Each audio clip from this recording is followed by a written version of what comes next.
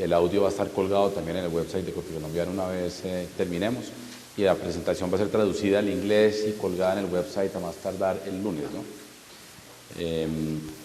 Una de las cosas que ha sido bien difícil de todo este proceso es que pues, se producen noticias todos los días. Y anoche se produjo una nueva noticia donde la Superintendencia de Industria y Comercio de alguna manera está interviniendo en todo el proceso y ordena terminar y liquidar el contrato. Vamos a ver ahora que básicamente todas las vías jurídicas terminan exactamente en el mismo sitio, pero no tengo un comentario específico sobre lo de la SIC porque esto salió ayer tarde en la noche y ya la presentación estaba preparada. Entonces, arrancando la presentación, lo que quise es hacer un poquito de recorderis de lo que es Corficolombiana.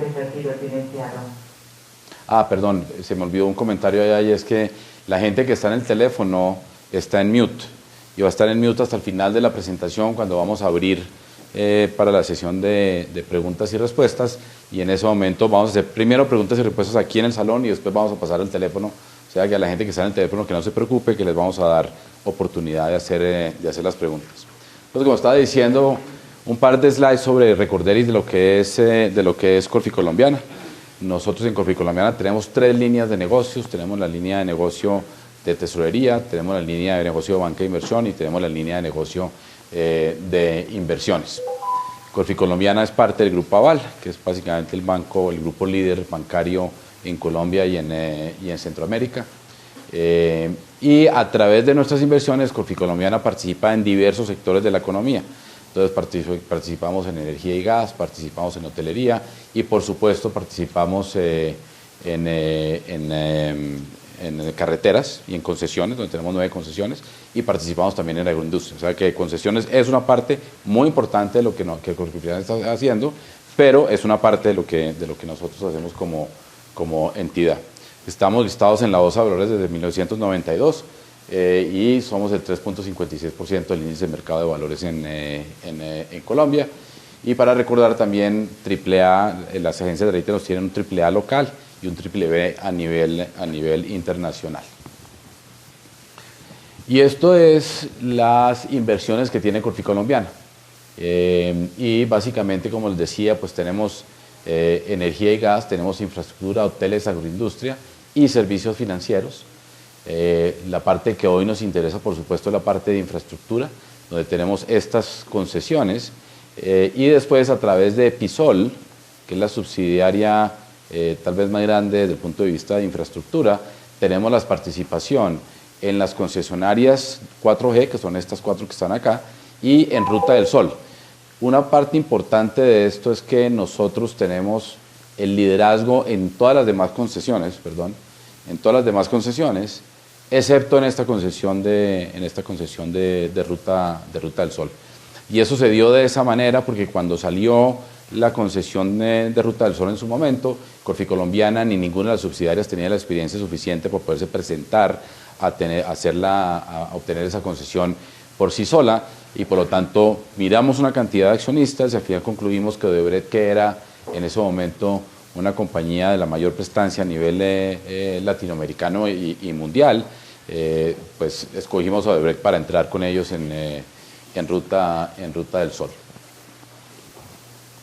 Entrando un poco más en cómo y qué representa Ruta del Sol para Corficolombiana, lo que ustedes tienen acá es la participación de cada una de las inversiones en el total de activos consolidados de Corficolombiana, que son 20.6 billones de pesos. Y Ruta del Sol está aquí, es el 2% de los activos que representa para Corficolombiana. La parte más grande y más importante es energía y gas, donde tenemos la inversión en Promigas y las inversiones a través de Promigas en el negocio de transporte y distribución de gas en Colombia y en Perú. También quisimos explicarles un poco cómo se compuso el flujo de dividendos el año pasado, en el año 2016. Y ese flujo de dividendos es importante para Corficolombiana porque es la caja que recibe Corficolombiana todos los años de sus inversiones. Y claramente tenemos una parte importante que viene de energía y gas y tenemos una parte importante que viene de infraestructura, pero Ruta del Sol como tal no representa nada de los dividendos que nosotros recibíamos en el área de infraestructura. Ni representó en el 2015, ni en el 2014, ni en el 2013, porque esos dividendos, básicamente la concesionaria, ahorita voy a entrar un poquito más en ese detalle, la concesionaria no podía repartir dividendos hasta que no terminara de pagar el crédito que tenía con los bancos. Entonces iba a pasar por lo menos otros 10 años antes de empezar el reparto de dividendos.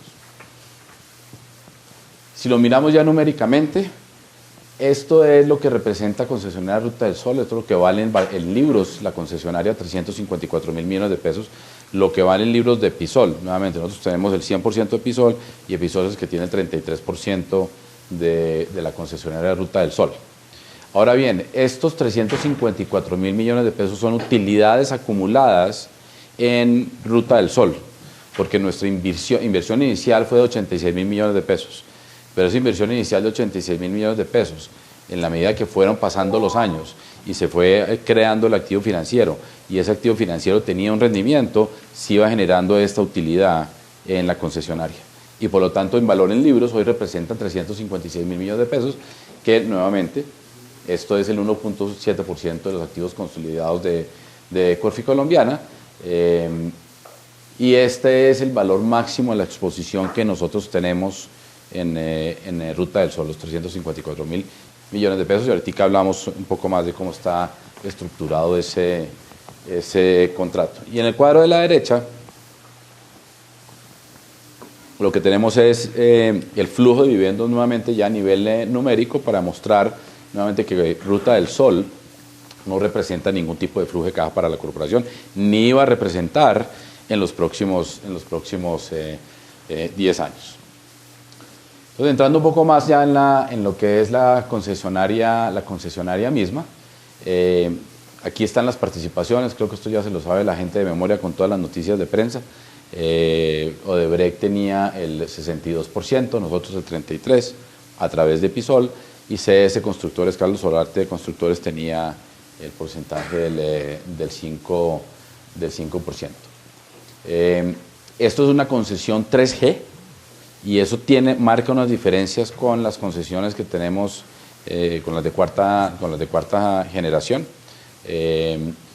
Y básicamente esta concesión se había financiado con capital que habíamos aportado inicialmente Odebrecht, Corfi Colombiana y Carlos Solarte, más unos créditos bancarios. Esos créditos bancarios son 2.4 billones de pesos. Esos 2.4 billones de pesos están repartidos básicamente en dos tramos. Un tramo de largo plazo y un tramo de corto plazo que vale 460.000 millones de pesos. Y aquí les pusimos los resultados de la concesionaria Ruta del Sol en los últimos años. Lo que se ve aquí como la utilidad neta de la concesionaria básicamente corresponde al rendimiento del activo financiero. Si uno hace un cálculo matemático simple, claramente ve que Corfi Colombiana tiene el 33% de esto. Eso representa más o menos 95.000 millones de pesos de utilidades que nosotros teníamos en nuestros libros de esa participación en Ruta del Sol.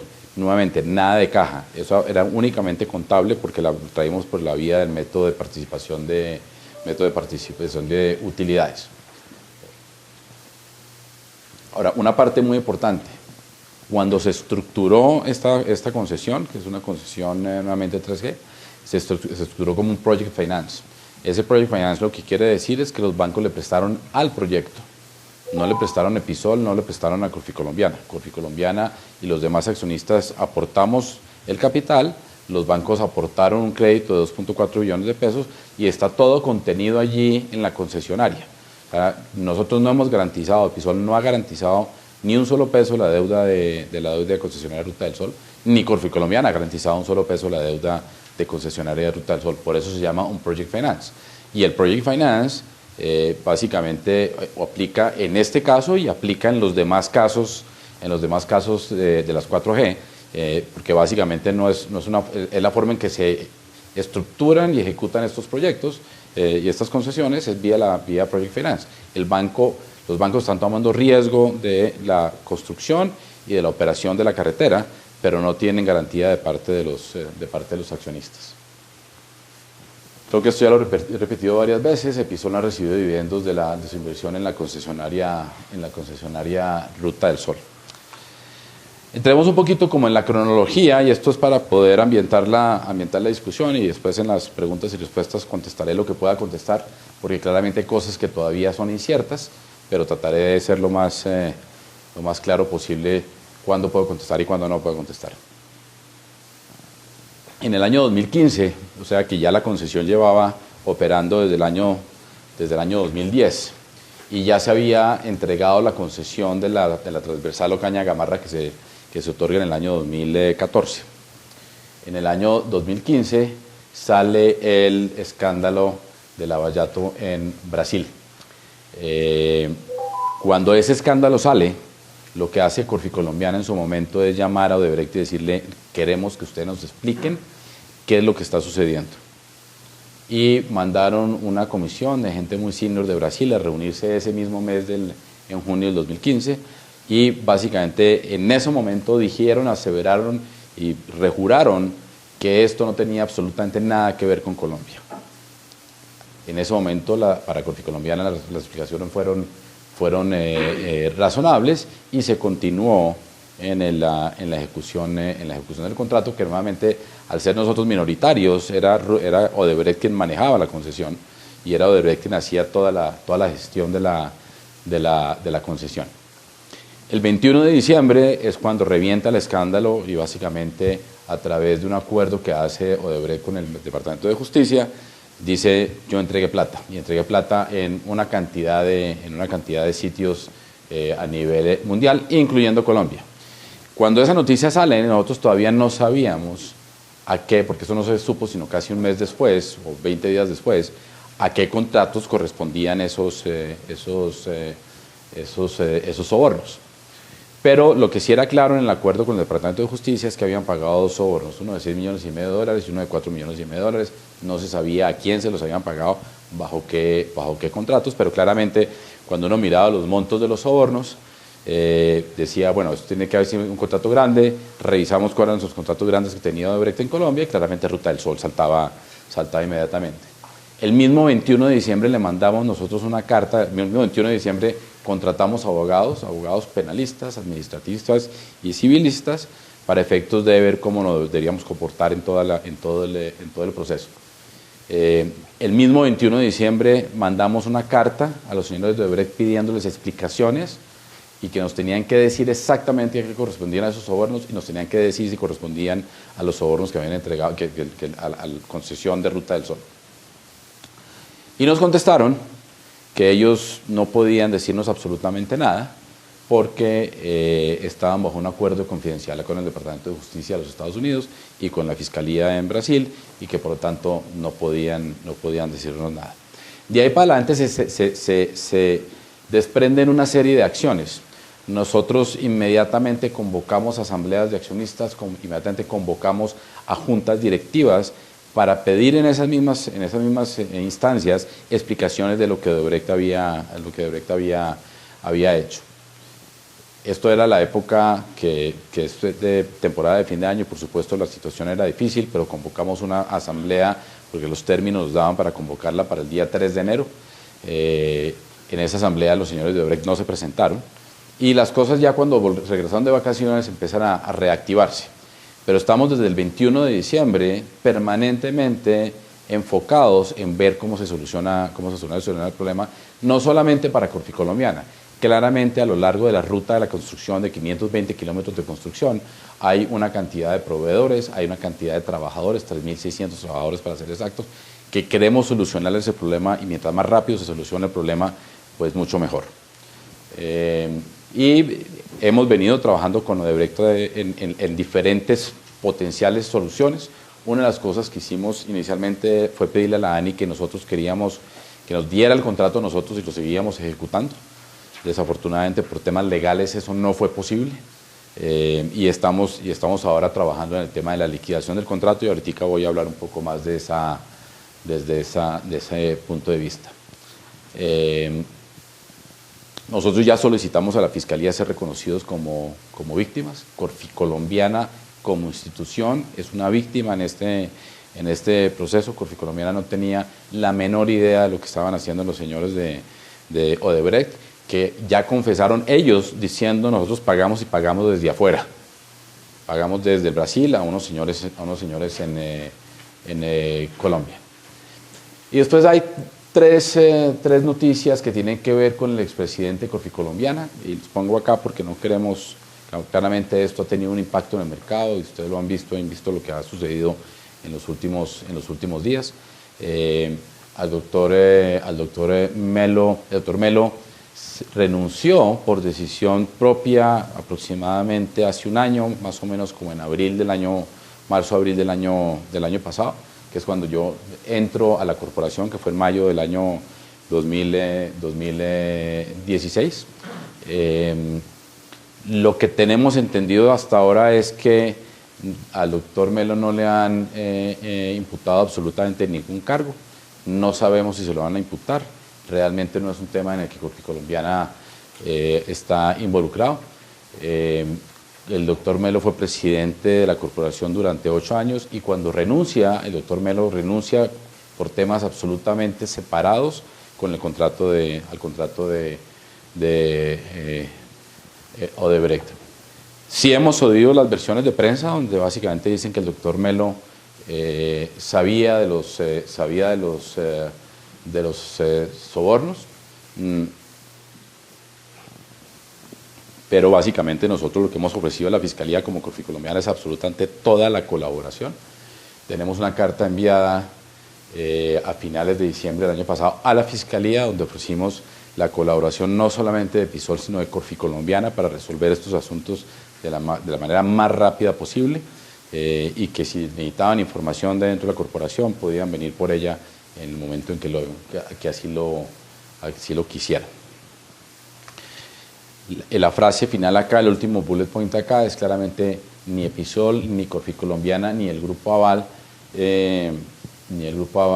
conocían de las acciones de Odebrecht. Condenamos, por supuesto, esos actos. Esta no es la forma de operar de Corficolombiana, ni de Episol, ni del Grupo Aval. Hemos tenido una excelente reputación durante 60 años y pretendemos mantenernos de esa manera. Y esa no ha sido la forma de operar. Los primeros sorprendidos el 21 de diciembre fuimos nosotros y es realmente complicado levantarse en un día y encontrar que está asociado con un señor que tenía una maquinaria, unos señores que tenían una maquinaria para delinquir, que fue lo que ellos confesaron ante el Departamento de Justicia y la Fiscalía brasileña. Entonces entremos un poco más en el tema de lo que ha sucedido con respecto al contrato mismo y qué es lo que esperamos que pueda llegar a suceder. Nosotros teníamos un tribunal de arbitramiento andando con la ANI, donde básicamente ese tribunal de arbitramiento lo habíamos iniciado porque había una discusión, unas controversias con respecto a ciertos eventos eximientes de responsabilidad, que bajo las asignaciones de riesgo de los contratos, si yo no tengo responsabilidad en demoras o en obras o en cosas que realmente no están fuera de mi control, pues la ANI me debe pagar eso. Y en ese momento instalamos el Tribunal de Arbitramiento. El Tribunal de Arbitramiento emitió unas medidas cautelares donde básicamente decía al concesionario no se le puede multar hasta tanto no terminemos de virar toda esta situación. Ese Tribunal de Arbitramiento estaba andando. Y lo que hace la ANI en enero 18 es que aprovechando ese tribunal de arbitramiento, y eso legalmente es posible, pide la nulidad del contrato.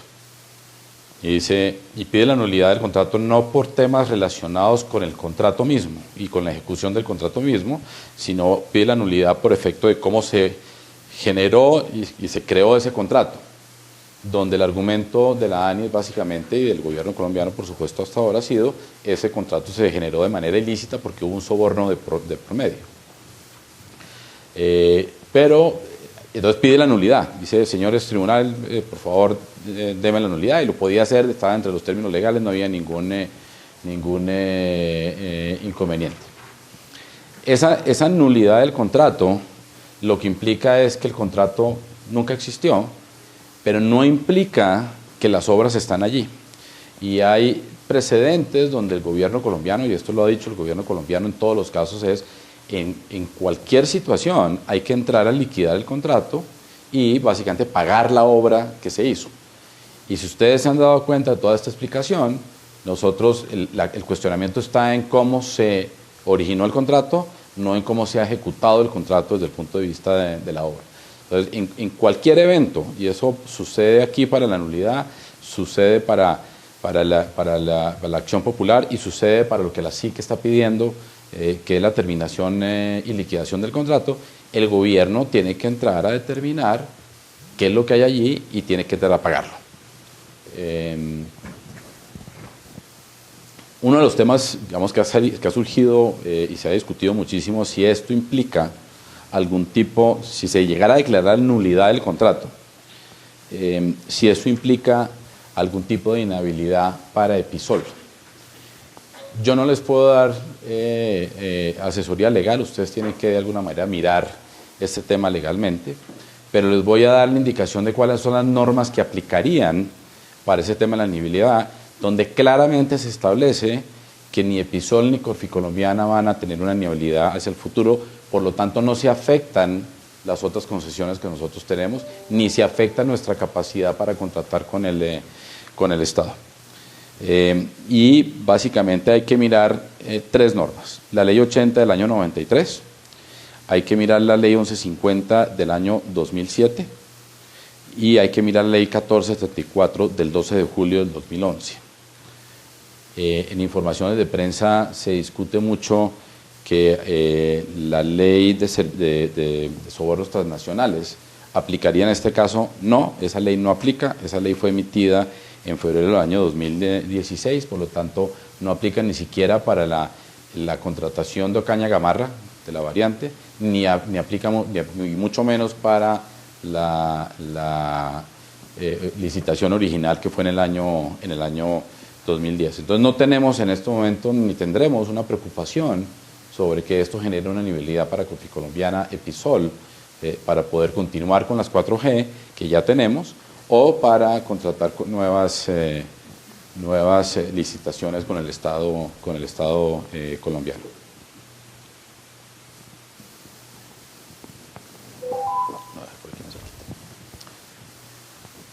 Ahora, hemos venido discutiendo con la ANI un esquema de terminación anticipada del contrato y liquidación del contrato. Las estimaciones iniciales, y aquí esto es, digamos, tiene un alto nivel de incertidumbre, pero las estimaciones iniciales es que claramente va a alcanzar para pagarle a los bancos en la liquidación del contrato y alcanzaría para devolverle a los sponsors el dinero que aportaron inicialmente. Pero todavía no sabemos exactamente cuánto de lo que se va a dar en esa liquidación. El impacto total para Episol serían los 355.000 millones de pesos que tenemos en inversión en Ruta del Sol. Es el máximo. Ahí está capped la pérdida de Corficolombiana, porque nuevamente nosotros no garantizamos ninguno de los préstamos que se le hicieron a la concesionaria Ruta del Sol. Otra cosa que sucedió es que los árbitros de ese tribunal de arbitramiento, lo que iba por esa vía, renunciaron la semana pasada. La base de esa renuncia fue que ellos dijeron, mire, este tribunal de arbitramiento se constituyó para dirimir unas controversias que tenían que ver con la ejecución de las obras, demoras en las obras y eventos eximientes de responsabilidad, y ahora estamos hablando de un tema de nulidad del contrato, que no es nuestro expertise, por lo tanto vamos a renunciar. Renunciaron, y lo que viene ahora es que toca nombrar unos árbitros que ya el viernes, ¿cuándo fue el viernes pasado, Marcela? No, el lunes de esta semana se hizo un sorteo, se designaron árbitros principales, se designaron árbitros suplentes. Todavía estamos por ver si ya aceptaron esos árbitros, pero esa vía del tribunal de arbitramiento sigue por ese lado. Y como ya mencioné, hemos venido trabajando con la ANI intensamente en ver cómo encontramos una fórmula para terminar anticipadamente el contrato, donde se le devuelva la plata a los bancos, se le devuelva la plata a los sponsors y la ANI quede en libertad de sacar nuevamente a licitación la carretera. La acción popular, y esto sucedió el 23 de enero, la Procuraduría interpuso una acción popular contra la ANI y contra la concesionaria Ruta del Sol y ante el Tribunal Administrativo de Cundinamarca. Y básicamente lo que dice el Tribunal Administrativo de Cundinamarca, la solicitud de la Procuraduría, perdón, ante el Tribunal es, mire, suspenda por favor el contrato. Y suspéndalo mientras se decide cómo se termina, si el Tribunal de Arbitramiento decide sobre la nulidad o si nosotros decidimos de alguna manera terminar ese contrato, nosotros siendo en este caso el tribunal. Es decir, o esto se termina, la Procuraduría dice, acción popular, se termina por el lado de la nulidad o se termina por el lado de una decisión del Tribunal Administrativo de Cundinamarca. En cualquiera de las dos vías volvemos al mismo sitio. Y es que el contrato hay que entrar a liquidarlo y decir cuánta obra va a recibir el Estado, obra que efectivamente se ejecutó, y va a pagar y el Estado debe pagar esa obra. El tribunal también ordena al presidente de la República designar una entidad para tomar posesión del proyecto. La entidad, al parecer, más viable para hacer eso es el Invías, pero el presidente todavía no ha dicho qué es lo que quiere hacer. Y declara el embargo de las cuentas de dividendos de la concesionaria. Hay 4 sociedades accionistas, entre las cuales se encuentra Episol. Las cuentas de Episol fueron embargadas por cuenta del Tribunal Administrativo de Cundinamarca.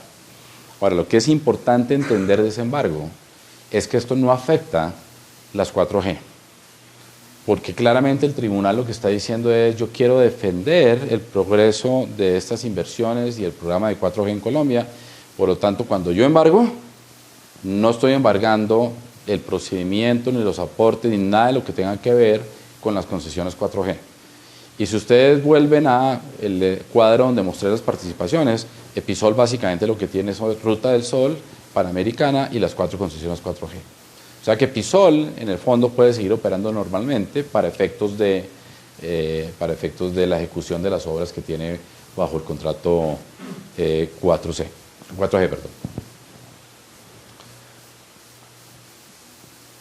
Y hasta ahí el tema de la acción popular. Y como les digo, anoche salió este otro tema de la Superintendencia de Industria y Comercio. Nosotros vimos el comunicado, estamos viendo a ver eso qué implica legalmente. Ahí pareciera haber claramente pues unas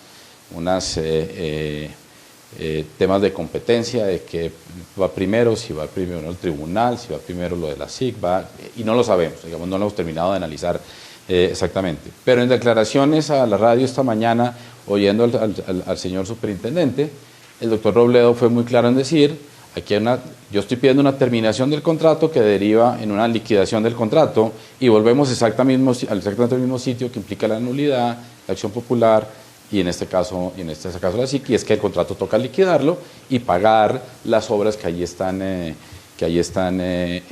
contenidas. Y finalmente les trajimos este recorderis también sobre las concesiones 4G que siguen andando normalmente. Algunas de ellas ya en proceso de construcción, con cierre financiero, como es el caso de Covipacífico. Chirajara Villavicencio, que es Coviandina, también está en proceso. Villavicencio Yopal está operando con un crédito puente de $100 millones mientras se hace el cierre financiero. Y aquí lo que tenemos es básicamente lo que es la inversión total de Corficolombiana en las 4G. El CAPEX para esas concesiones es de 9.3 billones de pesos aproximadamente. Esto varía con el pasar de las semanas y los meses. Y el capital que le tocaría aportar a Episol y a Corficolombiana es de 2.3 billones de pesos de aquí a los próximos 4 años. Con eso termino yo la presentación. Vamos a abrir el espacio a preguntas. Como les digo, la presentación va a estar colgada, el audio va a estar colgado, las preguntas y respuestas van a estar colgadas. En la medida que vayan surgiendo más dudas, vamos a tratar de contestarlas, pero les ruego que tengan el entendimiento que muchas veces pues salen informaciones de prensa que nosotros no podemos ni siquiera comentar, porque no podemos comentar sobre cosas que de especulaciones, tenemos que comentar sobre básicamente los hechos. Entonces, acuérdate nombre e identidad, por favor. Buenos días, David Santos de Compass Group. Tengo dos preguntas. La primera es si ustedes nos pueden comentar algo sobre cómo se dará esa liquidación, cómo será la fórmula de valoración de todos esos activos, del mecanismo de pago, de para dónde van las platas, etcétera. Y la segunda, si nos pudieran explicar un poco mejor cómo funcionaba internamente la estructura de la concesión de Ruta del Sol y la estructura de decisión, cómo participaban ustedes, cómo participaba Odebrecht, cómo participaba Solarte, etcétera. Gracias. La primera era ¿cuál, perdón? La estructura y fórmula de valoración de la liquidación. Para la nulidad no hay una fórmula de liquidación, hay una fórmula de liquidación para caducidad, pero en este caso, si ustedes han visto aquí, nadie ha hablado de caducidad. La vía de la caducidad no se da, y menos ahora que el contrato está suspendido. Entonces, hay unas fórmulas que son las fórmulas donde básicamente lo que se dice es, mire, esto es lo que usted gastó, y lo gastó en pesos corrientes de cada año, y lo que se hace es que se actualiza todo lo que usted gastó. Esto fue lo que usted recibió en vigencias futuras y lo que recibió en peajes, eso se lo restamos, y después a esa fórmula se pueden colgar otras cosas, pero todavía no tenemos una fórmula ni siquiera medianamente acordada con la ANI para poder hacer esa liquidación. En casos precedentes, esa es la fórmula en términos generales que se ha utilizado. Se calcula una cosa que se llaman los AERES, y los AERES es cuánta plata se gastó usted mes a mes en esta obra, y que básicamente es obra que yo puedo constatar que está y que la puedo recibir y pagar como Estado. Se actualiza todo eso a un valor presente utilizando inflación, y en ese momento pagan lo que da esa fórmula menos lo que ya nos entregaron vía vigencias futuras y peajes. Y el cálculo de esa fórmula inicialmente es la que aparentemente da para pagarle sin problema a los bancos y para devolver la plata a los sponsors. En cuanto a la estructura de concesionaria Ruta del Sol, esto se manejaba a través de una junta directiva, donde nosotros, Episol, teníamos participación, pero la mayoría y el control y la administración de la Ruta del Sol lo tenía Odebrecht.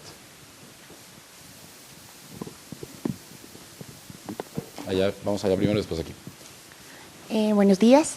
Mira, me gustaría entender un poquito mejor lo de la inhabilidad, es decir, en el caso en que incluso encuentren que el señor Melo sí tenía algún tema, sí tenía conocimiento sobre los hechos de corrupción, ¿la inhabilidad aplicaría solo para él? ¿No sube a la persona jurídica? No sube a la persona jurídica. En ningún caso. En ningún caso.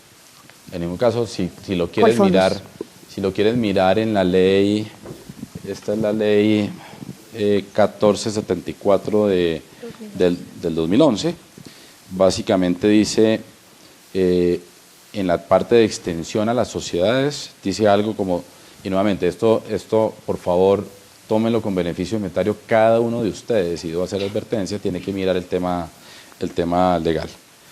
Sociedades en que las personas sean socias, que sean socias las personas naturales, a sus matrices y a sus subordinadas, con excepción de las sociedades anónimas abiertas. Corficolombiana es una sociedad anónima abierta, Episola es una sociedad donde Corficolombiana tiene 100% de la sociedad, no hay ningún empleado de Corficolombiana que sea socio de Episol, porque es una sociedad anónima simple, es una SAS, donde Corficolombiana tiene el 100% de la sociedad. Por lo tanto, no hay forma bajo esa normatividad, y esto lo hemos consultado con diferentes abogados, que se produzca esa inhabilidad. Buenos días, María Consuelo de Standard & Poor's. Quería preguntarles, han mencionado que cualquiera de las fórmulas para terminar el contrato, liquidación o nulidad, llegan al mismo lugar de definir cuál es, pues que se ha construido y de pagar. Correcto. Pero tengo una inquietud. Si digamos hay nulidad, ¿cuál es la diferencia frente a terminación anticipada? ¿El impacto para ustedes más como el aporte del equity? Porque entendemos que o para mí es un poco más claro que cuando hay cualquiera de las dos, pues igual la primera va a ser pagarle a los bancos y las deudas, pues digamos que se usaron para construir. Es el orden normal. Es el orden normal, exacto. ¿Hay alguna diferencia de impacto para Corficolombiana en temas de equity, si es nulidad o si es terminación anticipada? ¿Es más benéfico una que otra? Y la segunda pregunta es si en el tema de nulidad habría posibilidad de que haya algún tipo de sanciones, mientras que entiendo que para terminación anticipada no, pero pues digamos un poco la diferencia en temas de cuál sería el impacto para Corficolombiana. Esa es una buena pregunta, pero no tengo una buena respuesta, desafortunadamente, porque claramente no tengo forma de saber cuál es la fórmula que se utilizaría bajo la nulidad. Tengo forma de decirles, yo estoy negociando o voy a negociar una fórmula de terminación anticipada con la ANI, pero no sé si esa es la fórmula que al final se va a aplicar. Entonces, sí, eso tiene unas variaciones, puede tener unas variaciones eventualmente con respecto a si hay multas, sanciones, lo que sea. Pero en este momento no lo sé, simplemente no lo sé, no sé qué va a haber ahí. Nuestros cálculos iniciales, como dan cuando aplicamos la fórmula en términos generales, dan para pagar a los bancos y para devolverle plata a los sponsors. Buenos días, Carlos Enrique Rodríguez de Credit Corp Capital. Tengo varias preguntas. Me gustaría comenzar. ¿Cuánto se ha ejecutado de CAPEX al día de hoy y cuánta caja tiene la concesionaria?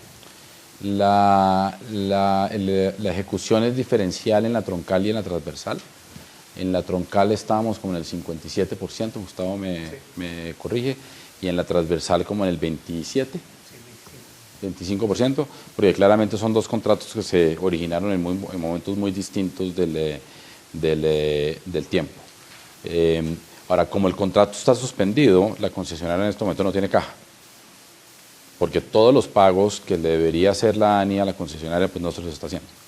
Y lo que se ha hecho es tratar de utilizar parte de la caja de la concesionaria para pagar lo que hemos denominado la deuda social, que es, digamos, la deuda de los pequeños proveedores a lo largo de la ruta. En cuanto a la liquidación, un valor aproximado con el cual ustedes estarían satisfechos, estaremos hablando de 3.5 billones de pesos. ¿Eso alcanzaría para pagar las deudas, equity, impuestos y todo lo demás? ¿Alrededor de eso sería algo satisfactorio? Estoy tratando de ver cómo te puedo contestar la pregunta, porque la palabra satisfactorio es un poquito imprecisa. Entonces, tal vez, digamos, claramente que es satisfactorio para Corficolombiana, que no ha participado en absolutamente nada de esto, es que el contrato ojalá siguiera y pudiéramos seguir ejecutando. Dadas las condiciones de que de alguna manera es difícil continuar con el contrato, lo que es satisfactorio para mí es que se me devuelva el dinero que yo aporté y que genere como utilidades en Corficolombiana. Y en términos legales, ¿qué tendría que pasar para que el camino legal no fuera nulidad, sino caducidad? ¿Qué factores llevarían? Eso es un tema bastante técnico, pero te voy a hacer una diferencia muy grande. La nulidad se da cuando hay problemas en la génesis del contrato, de cómo se originó el contrato. La caducidad se da por efecto de la ejecución del contrato, por causas atribuibles al concesionario o inclusive por causas atribuibles a la ANI, se puede dar la caducidad también. Pero ese camino está abandonado, porque ya se fue por el camino de la nulidad, ya la SIC dijo tiene que terminarlo y liquidarlo, y ya el Tribunal de Arbitramiento está diciendo exactamente lo mismo. Entonces la caducidad ni siquiera está en el radar, y entre otras cosas porque entiendo que una vez suspendido el contrato por el Tribunal de Arbitramiento de Cundinamarca, está suspendido. O sea, todo lo que tenga que ver con el contrato está suspendido. Y con respecto a los dividendos de Corficolombiana hacia adelante, ¿cambiaría algo la política de dividendos, una reducción de dividendos de cajas? Carlos, esa es una pregunta para los accionistas de Corficolombiana, yo no puedo contestar eso. Muchas gracias. Buenos días, Daniel Bejarano de Credit Corp, BCP. La primera pregunta es, a nivel de Episol, si se tuviera que hacer un write-off de el aporte que se hizo, ¿cómo tendría esto un impacto en el patrimonio de Episol? Y eventualmente, ¿cómo impactaría esto con respecto a los ratios que tiene que mantener una compañía como esta para seguir contratando con el Estado? La pregunta es, digamos, la exposición máxima que tiene Episol es 350.000 millones de pesos. ¿Eso es cuánto de los activos, Gustavo? ¿Te acuerdas? ¿O Juan Carlos? Los activos de Episol Sí. son 1.1 billones. 1.1 billones de pesos. Entonces, es muy difícil, porque es que puede ser una graduación entre 0 y 350.000, o inclusive que me devuelva mi plata. Digamos, yo no, todavía no, eso no está claro. Entonces, no te puedo decir qué impacto tendría, porque me tocaría especular dónde va a caer esa devolución de dinero. Ok.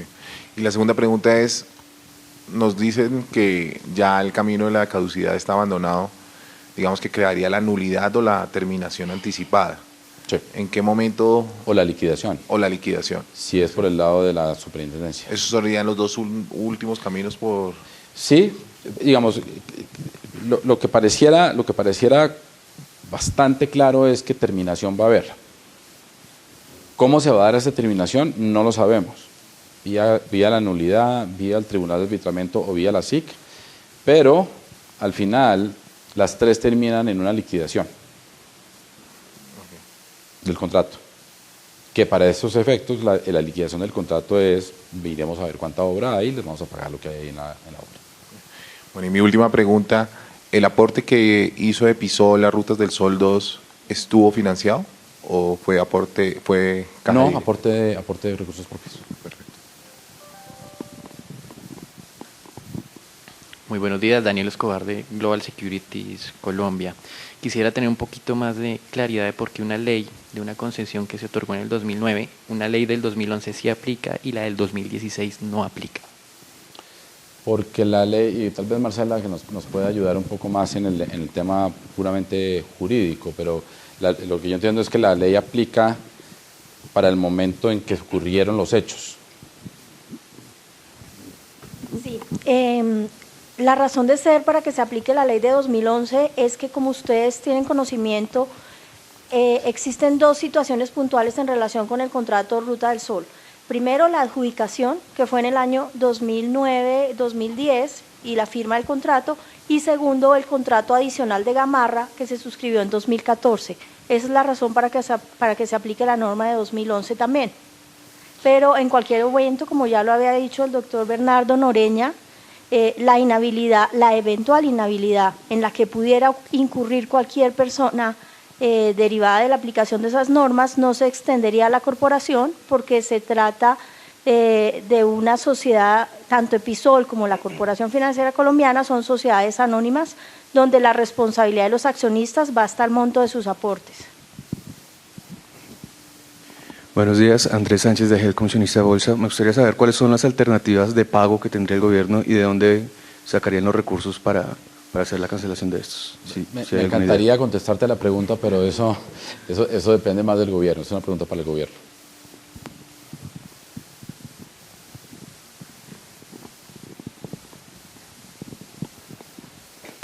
Buenos días, Carolina García de Protección. Me gustaría conocer un poco cómo es el proceso que ustedes hacen interno para la constitución del consorcio y si de pronto la auditoría interna o la revisoría está haciendo alguna investigación dentro de la compañía. Sí, hay una auditoría que se está haciendo adelantada. Esa auditoría la solicitó el presidente de la Junta Directiva del Grupo Aval, el doctor Sarmiento Angulo. Después el presidente de la Junta Directiva de Corficolombiana, el doctor Sarmiento Gutiérrez, también la solicitó. Las dos juntas acogieron esa solicitud y se inició una auditoría y un recuento de todo, una auditoría forense de todo lo que sucedió. Y esa auditoría está en proceso. Ok, y otra pregunta que teníamos es si es posible saber cuáles bancos tienen desembolsados los recursos para este proyecto y a cuánto ascienden más o menos los compromisos. Ya todo el crédito está desembolsado, los 2.4 billones de pesos está desembolsado y claramente más desembolsos no va a haber. La información que yo tengo, y aquí entramos en un campo difícil porque no sé si era público o no era público, pero los bancos del Grupo Aval tienen el 50% de ese crédito, lo que te puedo decir. No podríamos saber cuánto es por cada banco. No te puedo dar esa información. Ok, muchísimas gracias.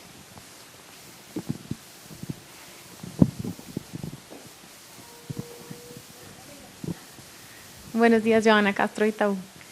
Mi pregunta es un poco más del lado de la rentabilidad del negocio, y es que yo había entendido que efectivamente esta concesión tenía una particularidad, y es que se había compartido la rentabilidad de la construcción dentro del contrato. Entonces, tengo en mente, pero esto es de hace mucho tiempo, que efectivamente la parte más carnuda de la rentabilidad estaba dentro de los plazos de construcción, y lo que venía de la administración y operación pues era más chiquito. Entonces, mi pregunta es un poquito más como para ver qué tanto, por lo que sé que además hay un proceso que se tenía en contra de la ANI por una, digamos, por una plata que efectivamente se invirtió de más, etcétera, etcétera. Quería ver como si nos podías dar un aproximado de si efectivamente sí se ganó más rentabilidad durante estos 5 años o no. Todas las concesiones tienen más o menos la misma estructura. Hay un concesionario y hay un constructor. Y ese constructor normalmente tiene unas participaciones que se parecen a las participaciones del concesionario. Y hay evidentemente una utilidad en la construcción. Esa utilidad está dentro de Episol, porque eso sí es un consorcio. Hay que entender la diferencia entre una y otra cosa. La concesionaria es una sociedad anónima simple, es simple, ¿no es cierto? Vamos a ser simplificada. El consorcio constructor es consorcio, pero quien firma el contrato con la ANI es la concesionaria. El consorcio es una entidad completamente privada que básicamente contrata con la concesionaria la construcción de la obra. Y ahí hay una utilidad, y esa utilidad está dentro de los números de Episol, directamente lo que le corresponde a Episol, que es el 33% de la utilidad de esa construcción. Esa utilidad es variable, porque esa utilidad es un porcentaje que se va mirando año a año, dependiendo del contrato, de cómo se firmó el contrato con el concesionario, si es a precios fijos, si es a precios constantes, a precios corrientes, cómo se firma. Y todos los años el auditor viene y mira y dice, la utilidad de esta obra va a ser de tanto, y va ajustando la utilidad. Entonces, Mi pregunta es, ¿ya vimos la parte gruesa de la rentabilidad del proyecto, o al ya no existir más proyecto, ustedes están perdiendo el pedazo de la rentabilidad que estaban esperando? pues al no existir proyecto, claramente la utilidad que había en la concesión y en la construcción desaparece. Eso es claro. Ahora, ¿en qué punto estaba de la madurez del proyecto? Al proyecto le faltaban todavía 2 años de construcción, y a Ocaña Gamarra le faltarían ¿cuánto, Gustavo? Yo no sé, otros 2 años. Otros 2 años. Okay.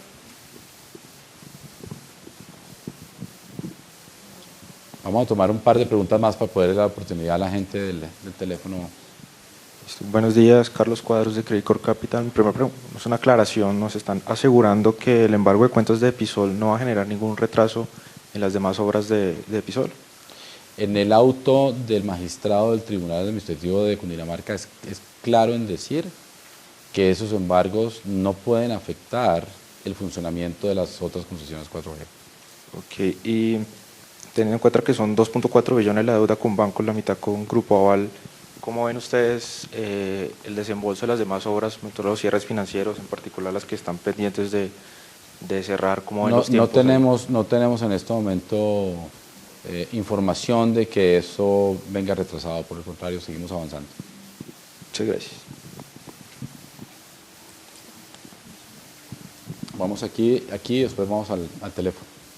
Buenos días, Catherine Ortiz de Da Vivienda Corredores. Tengo pues algunas preguntas. La primera es, ¿ustedes han pensado o ya han revisado la posibilidad de, pues en el caso de que se abra una nueva licitación de este contrato Sercorfi Colombia, pues aplicar para quedarse nuevamente con Ruta del Sol? Y si eso llegara a pasar, ¿la nueva licitación cambiaría las condiciones totalmente del actual contrato que tiene? Carolina, es difícil porque es una pregunta digamos, sobre una hipótesis, no lo sé. Digamos, llegado ese momento cruzaremos ese puente, pero no cuando lleguemos a él, pero no te puedo contestar si sí, si no, si lo haríamos, si no lo haríamos. Hay una multiplicidad de consideraciones que tomaremos en ese momento y tomaremos la decisión. Pero no, es difícil decirte ya si sale una nueva licitación vamos a participar, no lo sabemos. La siguiente pregunta es, ahora pues anteriormente preguntaban de auditorías internas que esté llevando a cabo Corficolombiana, mencionabas que sí. Yo quisiera saber si esas auditorías internas están enfocadas exclusivamente en el contrato de Ruta del Sol o pues si en el caso de que el señor José Elías Melo haya tenido conocimiento, también esto implicaría que se empiecen a revisar los otros contratos que se adjudicaron pues en la época durante la cual él era presidente. La auditoría, como les dije, la solicitó el presidente de la Junta Directiva del Grupo Aval y el presidente de la Junta Directiva de Corficolombiana. Las juntas aceptaron y acogieron esa auditoría, al igual que el presidente del Grupo Aval y el presidente de Corficolombiana. Esa auditoría la está haciendo la Contraloría del Grupo Aval y la Contraloría de Corficolombiana. Básicamente porque necesitamos la mayor independencia posible de la administración. En el caso de Corficolombiana, inclusive la auditoría, la Contraloría de Corficolombiana hoy depende del Comité de Auditoría de Corficolombiana y no depende de la presidencia. Eso es un cambio que hicimos hace un par de meses. Entonces, lo que estamos buscando es independencia. La auditoría no tiene limitaciones. Ellos pueden mirar todo lo que quieran. La última pregunta es, ayer en la conferencia de Grupo Aval se mencionaba que ustedes esperan que esto pueda pues, aclararse de aquí a abril de este año. ¿Abril por qué? O sea, hay como unas etapas del proceso. No, lo que hay es una urgencia de resolver el problema, porque como decía hace un momento, esto tiene unos efectos importantes para Corficolombiana y potencialmente importantes para el Grupo Aval, pero no podemos perder de vista que a lo largo de la carretera de 520 kilómetros de carretera que hay una cantidad de gente que es empleada de la constructora, empleada de la concesión, gente que está operando y lo más importante es lograr que esa transición sea rápida para efectos de que la nueva licitación se dé rápido para que la construcción siga, en beneficio de esa gente, en beneficio del país y por supuesto en beneficio de los accionistas de la concesión. ¿No? Mientras más rápido mejor. Entonces estamos dedicándole una gran cantidad de tiempo a encontrar la solución lo más rápidamente posible. ¿No? ¿Por qué abril? Porque es que 3 meses nos parece el tiempo apenas prudencial, ¿no? Más de eso se complica. Vale. Y la última pregunta es, ¿qué implicaciones legales tiene pues a favor de Corficolombiana haberse declarado víctima de todos estos procesos?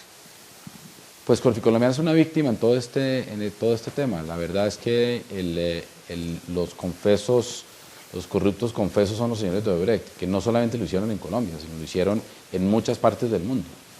Y Corficolombiana como entidad no tenía absolutamente ningún conocimiento de lo que estos señores estaban haciendo.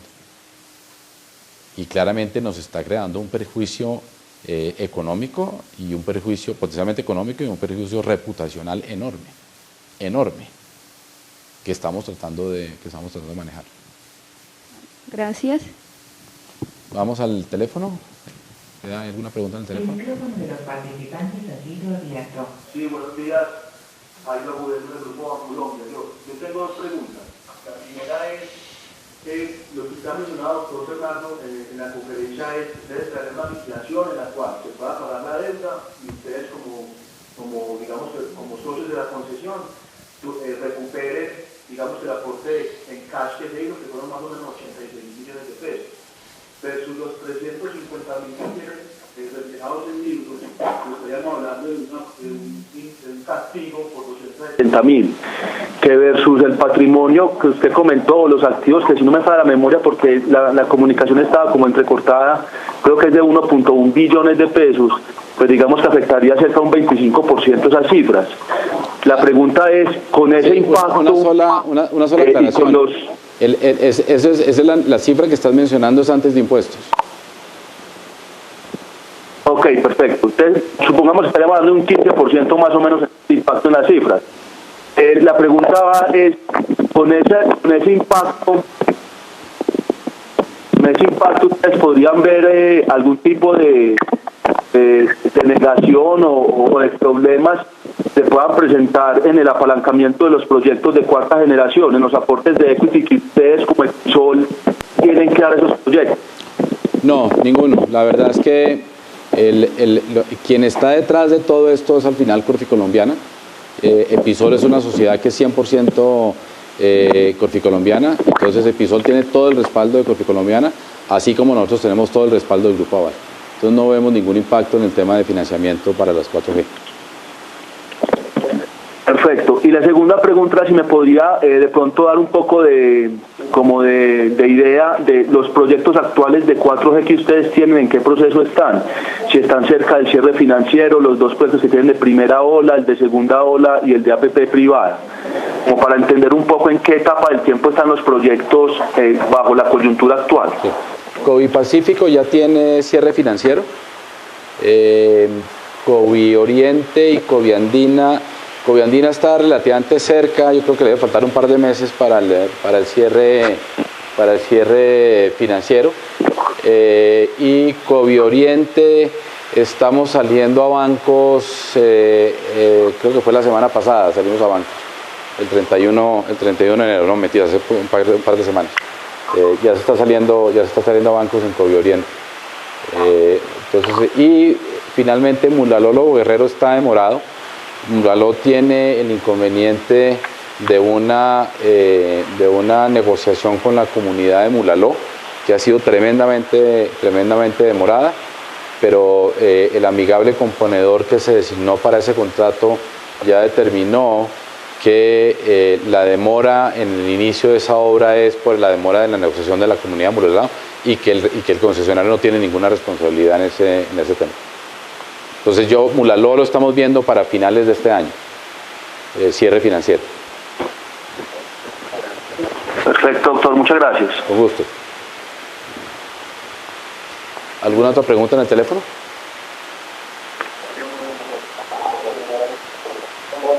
Bueno, si no tenemos más preguntas en el teléfono.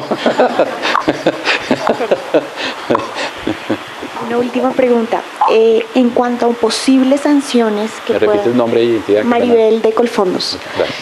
En cuanto a posibles sanciones que podría ponerles la ANI a la concesionaria, ¿iría hasta el monto del capital de la concesionaria? ¿O los socios son solidarios en ese tipo de sanciones? Cuando venga el hecho de qué es lo que habría allí, lo comentamos. No te puedo comentar sobre una hipótesis, porque entiendo la naturaleza de la pregunta y la curiosidad, que me parece bien, pero no la puedo contestar.